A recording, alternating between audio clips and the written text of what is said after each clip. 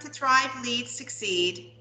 It's Sandi Hokansson speaking, Executive Coach and CEO of Sound Leadership. Today we'll be discussing how we can better retain, engage, and sustain employees. And I'll be introducing you to the Sound Leadership Employee Sustainability Model. For the Q&A portion, I'm going to be joined today by Shannon Nix, who is an up-and-coming leader and a member of our circle. She is the North American Program Coordinator for Mental Health with a focus on young men for the organization Movember. And I think it's fitting to have Shannon join us today because it's the Bell Let's Talk Day to focus the discussion on mental health in the workplace. And so we will be talking a little bit about that and how it fits in with employee sustainability. Okay. So you may ask why? Why do I like to talk about sustainability versus traditional discussions that center around retention and or engagement? So we all know that to win the market, you must first win the workplace. Okay, and I love that quote because those of us that are so focused on retaining top talent know that. Okay, know that we have to have the people with us. We also know that turnover is very costly. It's one of the top issues for organizations, and everyone tracks this metric very carefully. However, we also know that we can retain some colleagues that are not engaged, okay? And sometimes we retain the wrong employees, and we can lose the best. We know that engaged colleagues deliver at a higher level of performance there's lots of research citing this. And because this information is bubbling up from the field up, from the ground up, it helps organizations with their continuous process improvement, okay? And it builds a more innovative culture when you have engaged employees that are engaged in the conversation. However, you can still have engaged colleagues may still leave. And so this got me thinking about how do we actually sustain colleagues throughout their entire life cycle that they are engaged with us in an organization. Okay, so let's talk a little bit and let's share the model here. I want you to see the model. So I created this to help give leaders a broader framework and reference point to discuss this important topic. And this is based on research that's been done on what employees want and expect from their leaders, but also based on my own experience as being in the C-suite and the C-chair for 14 years as CEO. And my finding is that really everything an employee wants and needs can really be bucketed into these five categories. Okay, so let's now drill down and have a look at each of these. So the first one is inform. Okay, and it's one of a leader's most important priorities is to communicate with their teams, communicate with their people.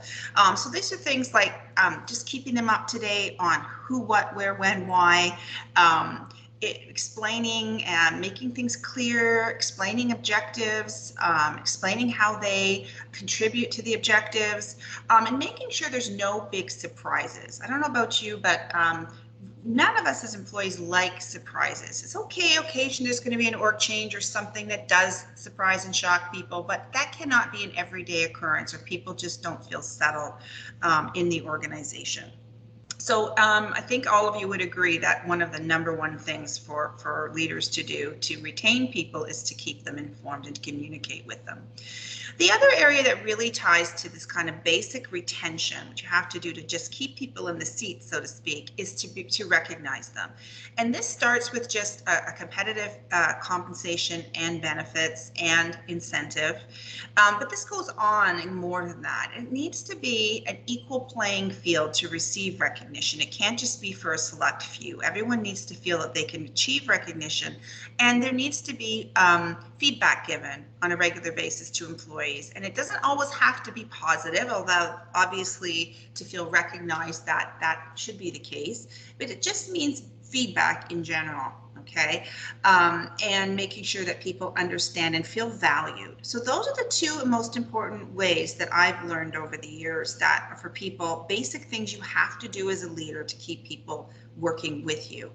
If you don't do those two things well, you're really going to create a much higher turnover than is necessary. But when you want to actually engage your workforce, you have to employ a few different tactics. And the number one thing is to involve people. You cannot be engaged if you're not involved. And so this means things like asking people for their opinion, asking them for their input, setting up some committees to make sure that you've got different voices being heard, setting up focus groups, assigning some special tasks to people and getting them to take some ownership. This could even be sharing decision-making power with people, which is really advanced leadership when you can actually share the pie of decision-making. But basically, involved employees are engaged employees, okay? The other critical thing that's involved in engagement is growth. And this has always been important for every demographic, but it's even more important for the up and coming generations. It's even more important than advancing. It's important that people are given the opportunity to expand their skills, expand their experience, expand their contribution. And I can tell you from firsthand experience with an organization that I worked with for many years, the fact that I was a tenured senior employee and I had the privilege of attending just very prestigious educational institutions around the world to expand my professional development and personal development. I can't tell you what that meant to me as a person, as a leader, that they hadn't given up on me. They keep investing in me, even though, I'm there doing my thing. And it made my loyalty, increased my loyalty tenfold and my commitment tenfold. And you don't have to send people on expensive external training to get that same effect, okay? This can be lunch and learns, this can be smaller things that are just as effective, but giving people an investment. So those two things, involving people and growing people and committing to those things, help bring and build engagement. But then there's one final piece that I think a lot of leaders take for granted, and that is the connection.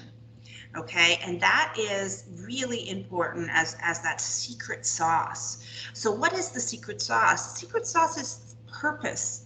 Shared purpose, shared values, creating a sense of belonging for people in an organization, connecting one-on-one, making time for that person one-on-one, from a supervisor to an employee, and checking in with them, checking in how they are. Also creating a sense of community, making sure people can develop friendships and there's some social element to work and team building, and they're in it together.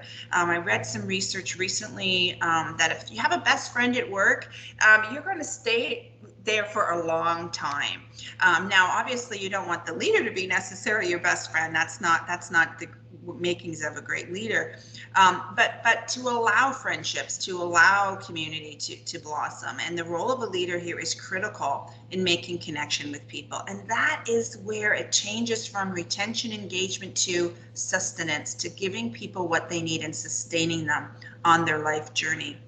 So you may be asking, how difficult is it to do these things? It is not that difficult. I'm going to share with you a little bit of some of the ways. These are basically regular things that you do as a leader, and that you may not even realize are part of these buckets. So let's just break it down here and think about some of the common best practices in the inform bucket. So these are your whole overarching communication strategy. These are all your formal and informal communication tools. These are your one-on-ones, your team meetings, your town halls, your blogs, your monthly newsletters, your intranet, anything that has communication in it is really important here to keeping people informed. When you look at recognize, as I mentioned, certainly compensation and benefits are included in this category, but this is all of your management feedback. This is committing to performance review schedules. This is peer recognition. This is all formal or informal recognition of any kind, and contests and rewards, all those things, and making sure, once again, that there's equal opportunity for recognition for people. When we move into involve, this is where it gets a little bit more time consuming. People really have to think this through. You have to make sure you have commitment for this. But these are things like your committee work, your forums, your action items, your town halls, your team meetings, where there's a lot more interaction and involvement of people in the running of the organization and in sharing the responsibility to run the organization. And I can't overstate and don't underestimate the importance of one-on-ones. And you may not think, well, that's not really involving them. But one-on-ones are involving them. This is where you're asking them for their feedback, how they're doing, any suggestions that they may have. And they can feel completely involved and completely validated just by hosting a really great one-on-one session with your employee. When you're talking about growth, there's so many free ways you can help people grow these days. Every, TED Talks, of course, is published. All of the YouTube stations on growth and learning. This forum here we publish it after we do the live member-only session. There's just so many ways, and you can have a lunch and learn. You can have a breakfast. You can do all kinds of things that are very, very cost-effective. And then, of course, there's a lot of other really valuable tools that have a higher price tag, which is internal training programs that are run, external training programs, coaching, of course, which I'm a big fan of.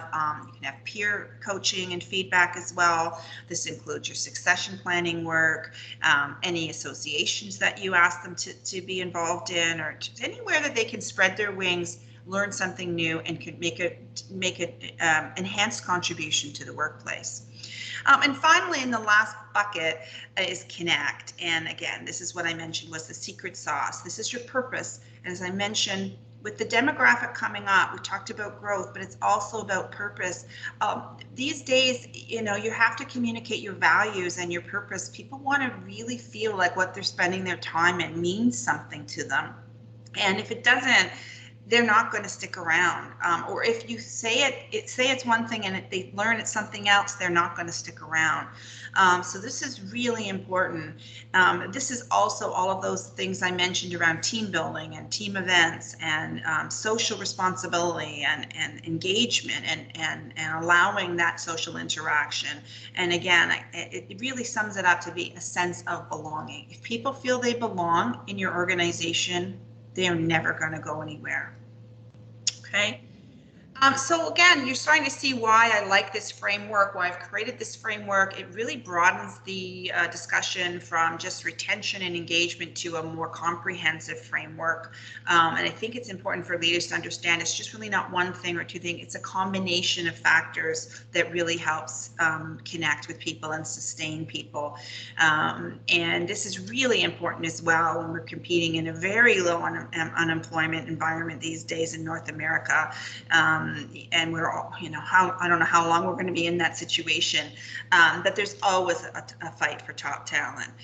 So hopefully today, by sharing this information, you've gleaned one or two little new nuggets that you can use and start thinking about differently.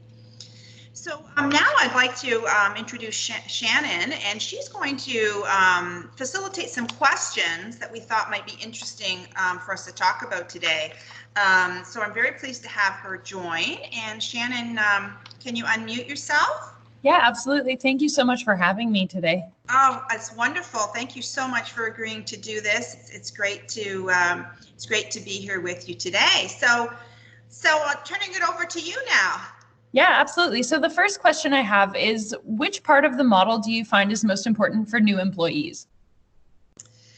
Okay, good place to start. I think that, again, I'm a big fan of all five. As you know, I've just talked about that. But at certain times, certain things can be more important. And I think when a new employee comes on, I think there's two that really stand out in my mind. So the first is to inform. Obviously, new employees are really like sponges. They need to know the who, what, where, when.